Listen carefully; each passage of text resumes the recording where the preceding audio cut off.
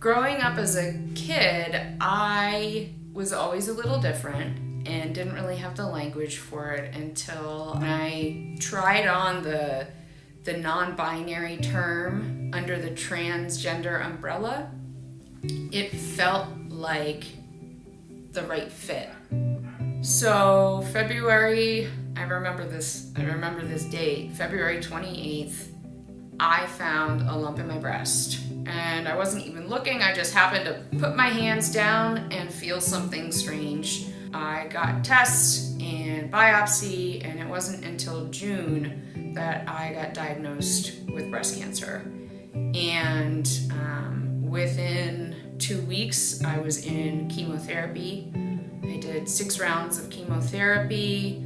I had a double mastectomy, lymph node removal, and the lymph pathways reconstructed. And then I did 33 rounds of radiation, as well as 14 rounds of a light chemo. Here, Tracy, gonna take your little look. Does it work? Let's see. And here it is with the little poker. Where's the poker, babes? Coming into a breast cancer diagnosis as a trans and non-binary person was very interesting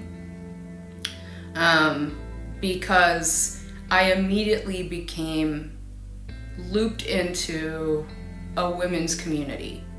And don't get me wrong, I love women, I love supporting and uplifting and empowering women, and it is not where I find myself to experience a sense of belonging. And then all the groups are like, women's cancer, and I'm like, no, I just have a cancer that is affecting this particular part of my body where I have more fatty tissue than some other people. Going through care as a non-binary person and someone who uses they, them pronouns and doesn't identify with the little box that we have to check when we fill out a medical form, it was interesting because there were places where I felt comfortable asking for folks to use my pronouns, and then there, for the most part, I just kind of put it aside because it was more important for me to focus on my health and well-being and my recovery and my treatment. Going through chemotherapy and going through treatment for cancer is a really challenging process. And for me, the VIPs are those nurses, because they're there with you through some of the toughest, most challenging moments of going through treatment.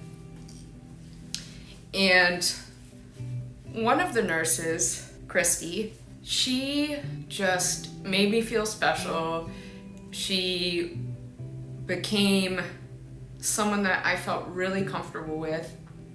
And when I told her about my identity and my pronouns, she was like, yeah, no problem. It made such a huge difference that I would actually look forward to those sessions because of that connection and connection with other folks, and to have people there that I knew that I could show up as myself, and not just myself as a cancer patient, but myself as a human being, as a queer, trans, non-binary person, someone who has a partner, and being able to have that support. It was like it took a weight off my shoulders. I feel extremely blessed that I got to have that experience of support and love and care, and completed my treatment September 19th, 2022. I'll never forget that date either. And I'm so thankful that right now there's no evidence of cancer in my body, and I feel healthy and strong and just in awe that I'm here with this amazing, wonderful, strong body of mine that has gotten me through all of that.